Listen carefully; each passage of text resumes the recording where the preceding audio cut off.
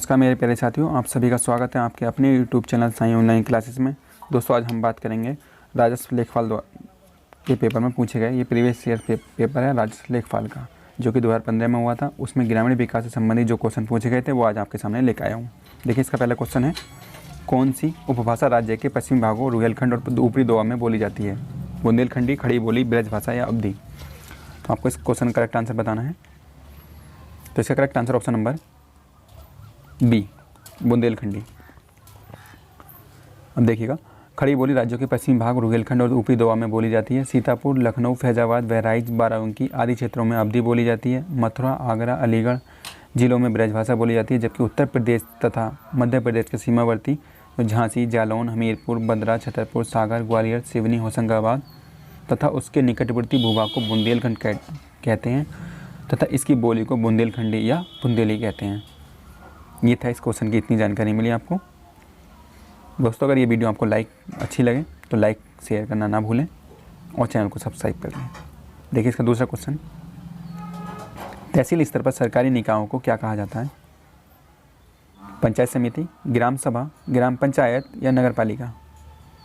तो इसका correct answer क्या है? इसका correct answer option number A, panchayat समिति।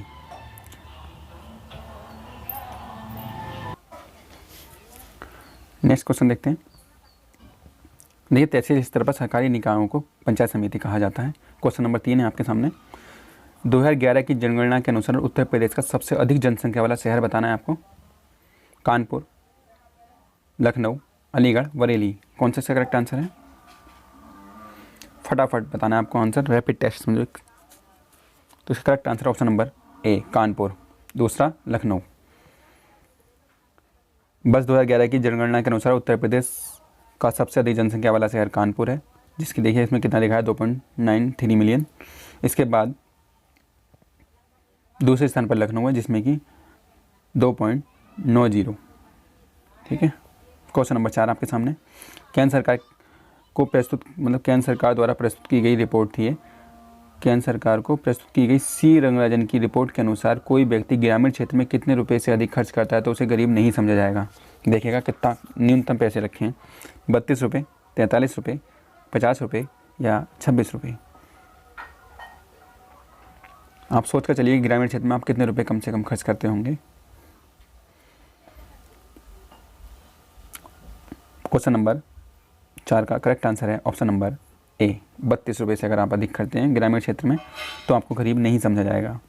सी रंगराजन की रिपोर्ट के अनुसार कोई व्यक्ति जो ग्रामीण क्षेत्र में 32 रुपये से अधिक या शहरी क्षेत्र में 47 रुपये से अधिक करता है तो उसे गरीब नहीं समझा जाएगा। हो सके तो 32 रुपये से कम खर्च करने की कोशिश करना या ज़्यादा खर्च करना, कहीं तो गिनती हो। क्वेश्चन नंबर 5 देखिएगा, उत्तर प्रदेश के निम्नलिखित शहरों में से किससे पीतल उत्पादों, मतलब उत्तर प्रदेश कौन सा शहर है ऐसा जिसमें पीतल उत्पादों का अधिकतम निर्यात किया जाता है? 4 ऑप्शन है, मुरादाबाद, वाराणसी, कानपुर, लखनऊ। क्वेश्चन नंबर 5 का करेक्ट आंसर बताइए। ऑप्शन नंबर ए इसका करेक्ट है, मुरादाबाद।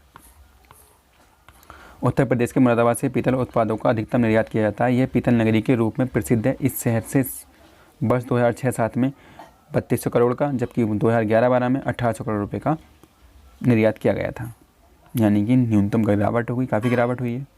क्वेश्चन नंबर 6, उत्तर प्रदेश में कितने जिलों में विभाजित है? 75, 85, 95 या 65? तो इसका करेक्ट आंसर क्या है?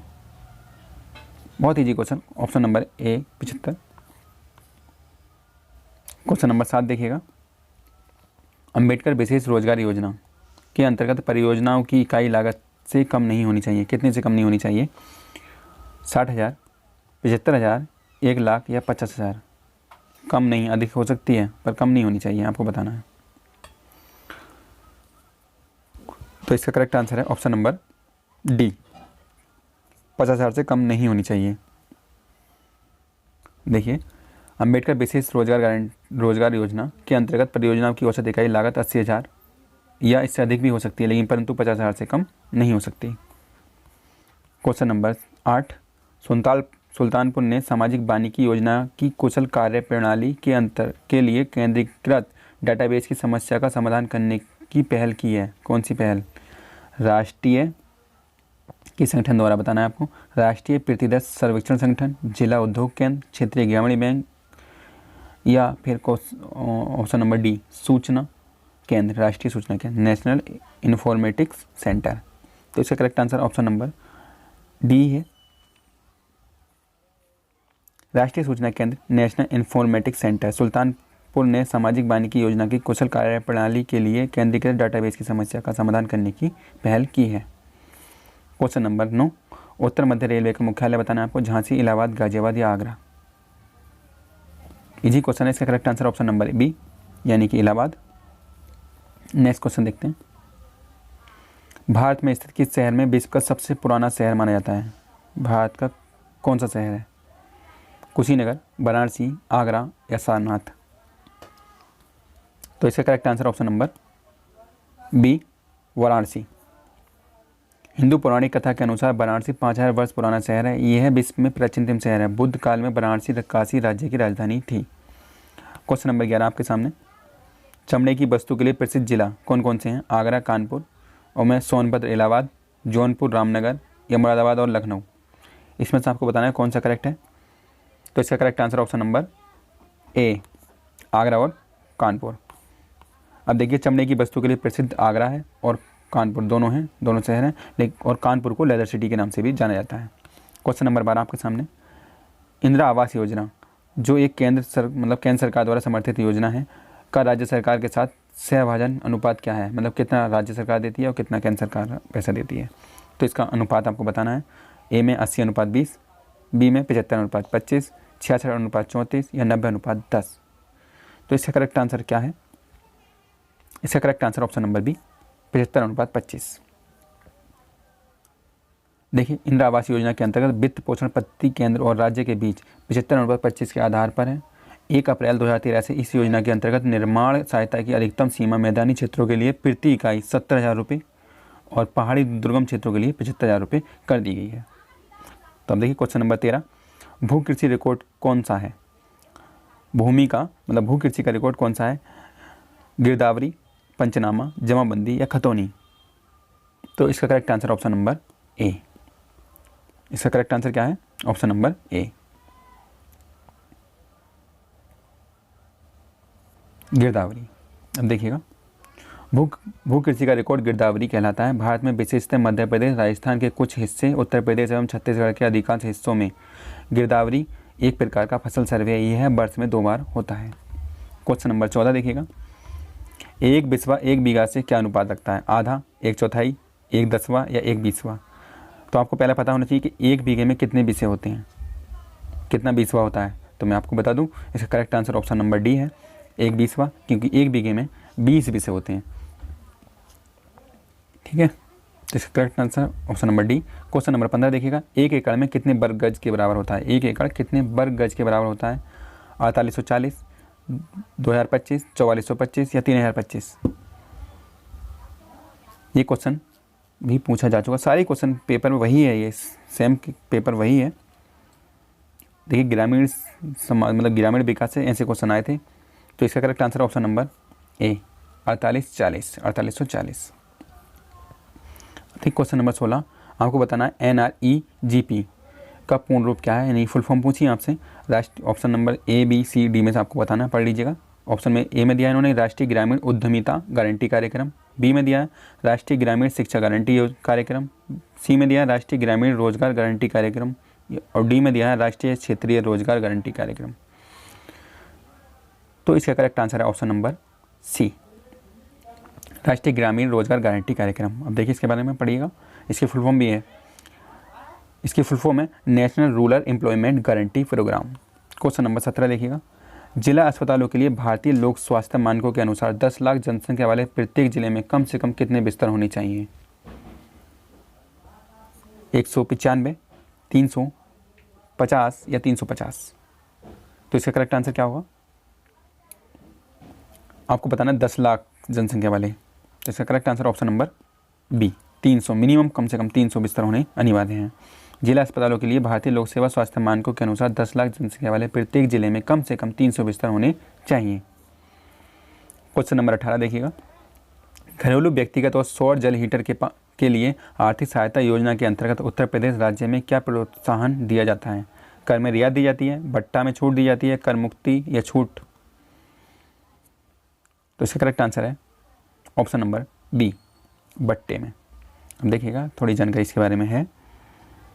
यदि कोई उपभोक्ता 100 लीटर या अधिक का सोलर वाटर हीटर संस्थापित करता है तो उसे Uttar Pradesh power corporation limited विद्युत बिल में प्रति माह 100 रुपये या वास्तविक बिल में की रियायत देता है। क्वेश्चन नंबर 19, उत्तर प्रदेश की प्रमुख व्यावसायिक फसल क्या है? गेहूं, गन्ना, मक्का या चावल? तो आपको इसका करेक्ट आंसर बताना है। इजी क्वेश्चन है। तो इसका करेक्ट आंसर ऑप्शन नंबर, व्यावसायिक फसल गन्ना है और जबकि खाद्यान्न फसल गेहूं है। गेहूं उत्तर प्रदेश की प्रमुख खाद्यान्न फसल है और गन्ना मुख्य वाणिज्यिक फसल है। क्वेश्चन नंबर 20 देखिए आपके सामने है।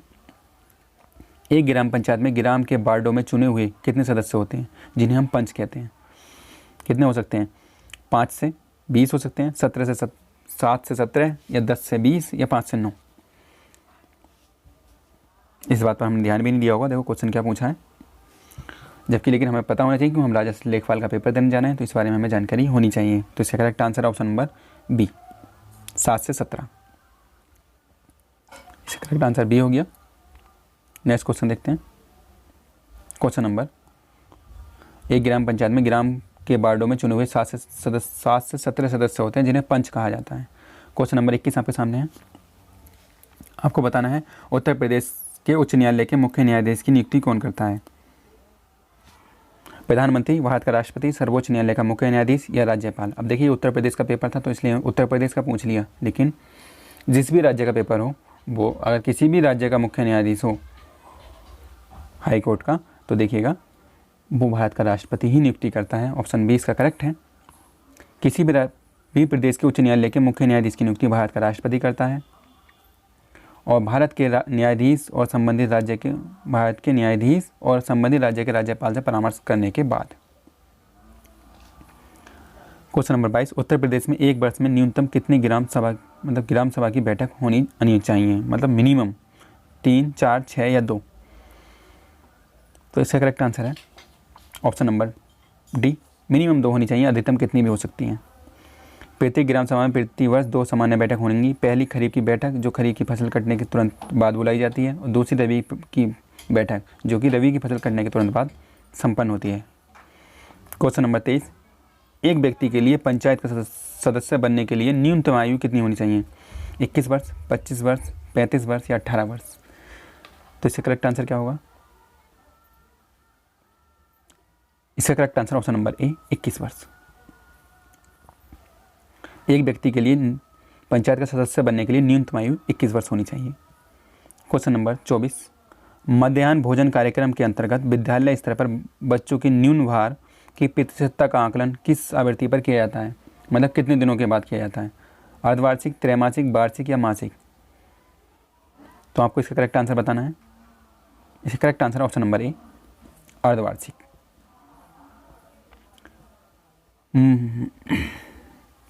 क्वेश्चन नंबर 25 देखिएगा। MGNREGA यानी मनरेगा के अंतर्गत सामग्री संगठक के मामले में केंद्र व राज्य सरकारों द्वारा किए गए निधिकरण का अनुपात क्या होगा? यानी कितना पैसा केंद्र सरकार देती है और कितना पैसा राज्य सरकार देती है? 100:0, 50:50 या 5:75 या 75:25? तो वही देखिएगा। इसका करेक्ट आंसर है ऑप्शन नंबर डी, 75:25। देखो दोस्तों, ये थे ग्रामीण विकास से संबंधित क्वेश्चन। 25 क्वेश्चन पूछे गए थे, मैंने 25 के 25 क्वेश्चन आपके सामने लेकर आया हूँ। दोस्तों अगर ये वीडियो आपको हेल्पफुल हो, आपको अच्छी लगी हो तो लाइक करिएगा, शेयर करिएगा, चैनल को सब्सक्राइब करिएगा। कल से हम संवैधानिक क्वेश्चन स्टार्ट करेंगे। नमस्कार।